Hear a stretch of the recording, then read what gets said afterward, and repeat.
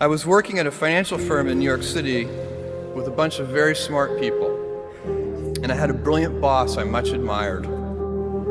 I went to my boss and told him I was going to start a company selling books on the internet.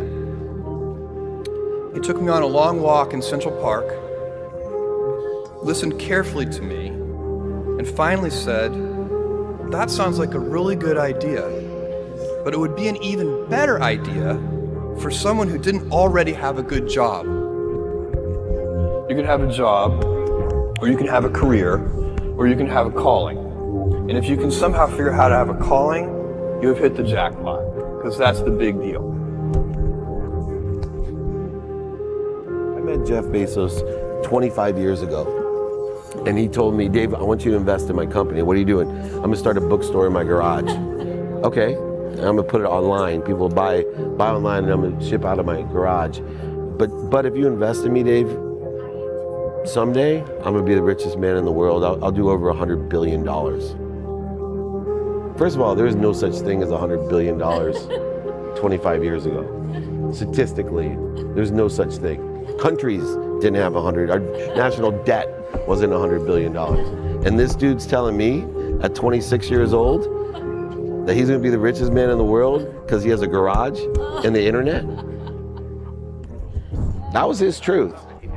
No, but he did not know it, and neither did I. But the difference between him and I is I was laughing, scoffing, and jesting at him, and he was already applauding himself, going, at the right way, at the perfect time, I'm gonna make as much as I can as quickly. And I'm sitting there going, there's no way this is gonna be a big business.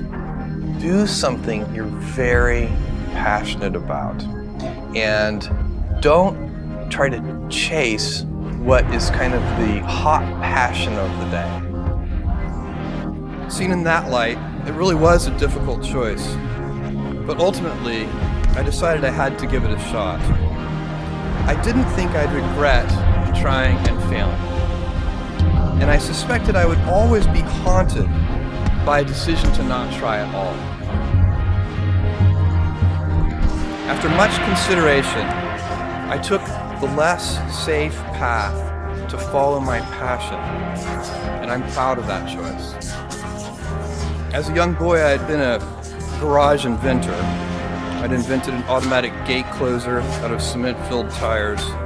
A solar cooker didn't work very well out of an umbrella and aluminum foil.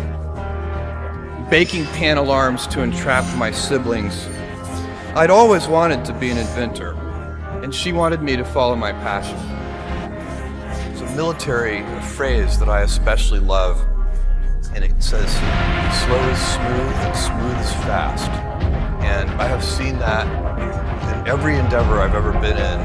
That's the kind of thing that really allows you to make progress. You know, you get certain gifts in life and you want to take advantage of those, but I guess my advice on adversity and success would be to be proud not of your gifts, but of your hard work and your choices.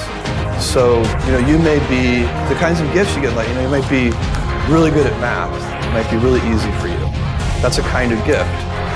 But practicing that math and taking it to the next step, that could be very challenging and hard, and take a lot of sweat. That's a choice. You can't really be proud of your gifts because they were given to you. You can be grateful for them and thankful for them. But your choices, you choose to work hard. You choose to do hard things. Those are choices that you can be proud of. You can choose. We all get to choose our life stories, and it's the choices that define us, not our gifts.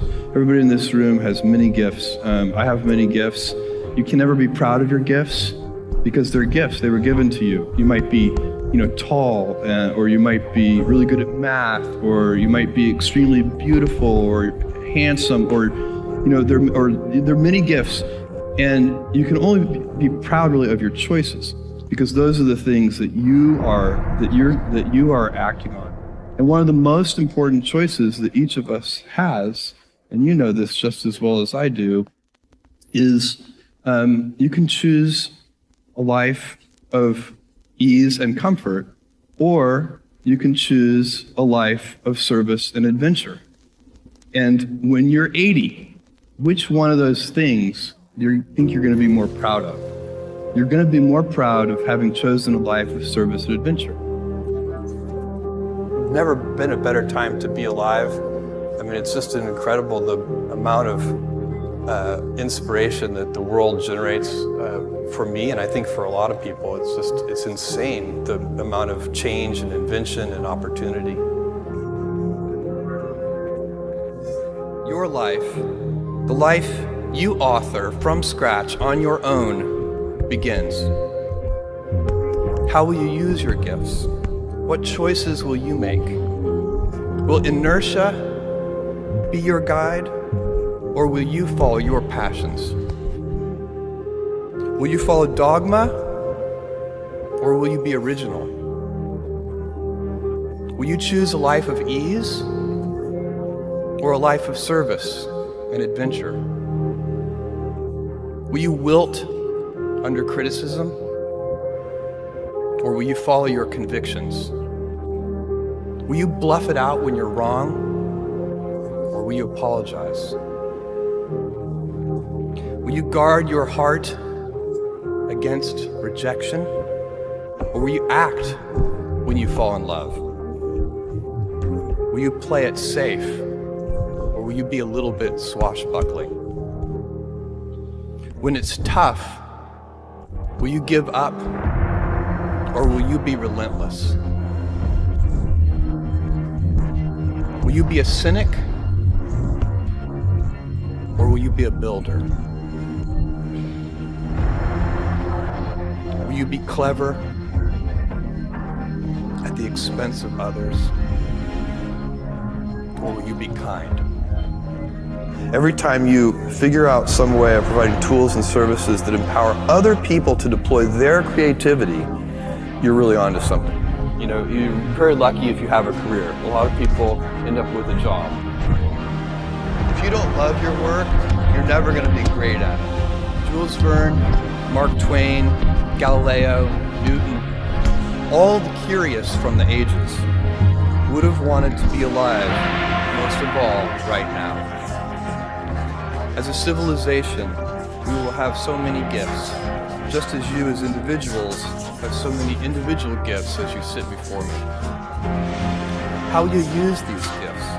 And will you take pride in your gifts or pride in your choices?